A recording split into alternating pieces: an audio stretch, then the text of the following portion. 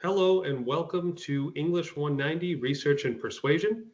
My name is Justin Pritchard, and I just wanted to take a minute before we get started in our coursework and before we get into the content of this class to introduce myself and talk a little bit about what's going to be happening this semester and the framework of the course. And so English 190 is a course that, as the name would seem to indicate, focuses on research methods and focuses on um, composition and rhetoric from the vantage point of how do you persuade somebody of your perspective, or how do you capture a vantage point or research and communicate that to a specific audience. But just to give you a little bit about my history and my background as an instructor, I've been working in education for about 20 years. I've spent most of that time in the classroom. I've worked at a variety of levels from secondary education. I transitioned into higher education about 10 years ago and spent about 8 years working as a full-time English professor in that role. And one of the things I like most about the classroom and my experience in composition classrooms in particular is the opportunity to really talk about what is it that motivates us as students? What is it that we think about as academics? What is it that we're looking for when we do research and when we do reading? And I always think it's interesting when we talk about doing the reading, because what we're doing is more than just performing an action when we read and when we're doing research. What we're really doing is we're drilling down and we're getting to the essence of an idea. And so when we write, we're sharing our perspectives, we're sharing our ideas, we're sharing our worldviews with the people that we encounter. And when we read, we're trying to understand the worldviews and the perspectives and the research that other people have done and are presenting to us. And so in both of those roles, as reader and writer, we're engaging and interacting with research in really meaningful ways. And so I'm excited for this course to kind of explore that. And like I said, I'll get to that a little bit more in a moment. Just to give you some nuts and bolts about the course, each week you're going to receive your modules from SNHU and from the textbook that contain your reading, that contain your assignments.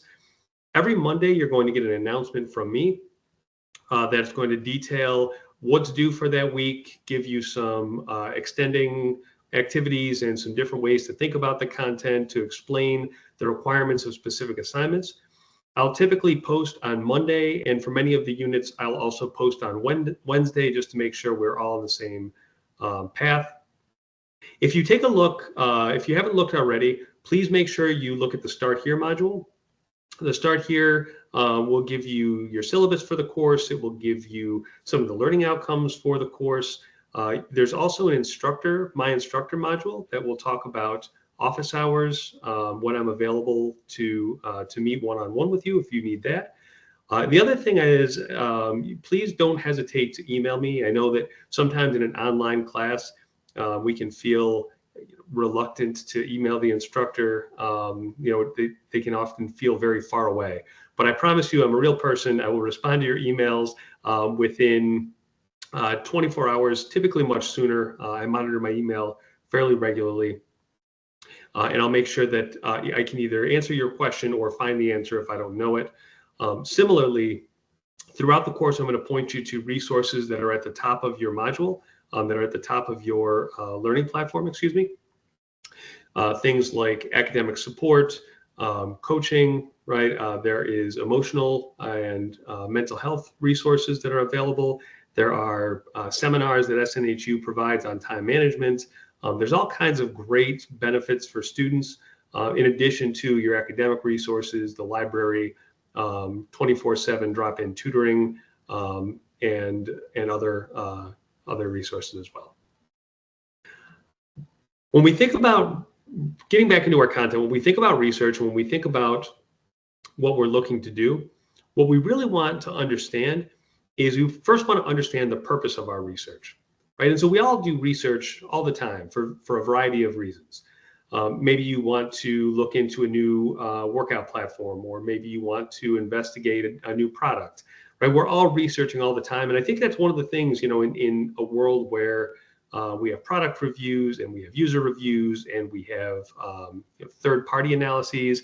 We're constantly evaluating things. And so that positions us really well to understand research, to a greater extent in an academic setting, right? And so when we start thinking about researching to persuade, what we really want to do is we want to imagine who our audience is. Who is this person that we're trying to communicate our ideas to? And what do we have at our disposal to help them understand those ideas better? We certainly want to understand what their needs are. We certainly want to understand what their expectations are as an audience. And as we think about researching, we want to make sure that we're not just validating an existing viewpoints that we have, that we're not confirming our own beliefs, right? That we're really looking for, unbiased, vetted, peer-reviewed articles. And so when we're thinking about identifying a topic this week, you're going to be asked to go through and identify a series of topics. One of those topics is higher education. There's business and finance, physical and mental health, innovative technologies, and the humanities. And so there's really a wide range of topic choices. And then there's a lot of articles that you can research in the library guide underneath each of those categories. So for this week, we're going to begin to establish our research question. We're going to begin to analyze this topic, and you should pick one that you feel strongly about. If you feel strongly about mental health or physical health, right, and that's something that you want to investigate, if it's in line with your major, if it's in line with your beliefs and ideas, then by all means, it's going to be much easier for you to research a topic that you enjoy. As always, please don't hesitate to reach out. I'm really looking forward to getting to know all of you in the discussion board. Please remember to make your first post by this Thursday and respond to at least 2 of your classmates by this Sunday, and I'll be responding to each of you in this first week. Once again, welcome to English 190, and I look forward to seeing you in the discussion board.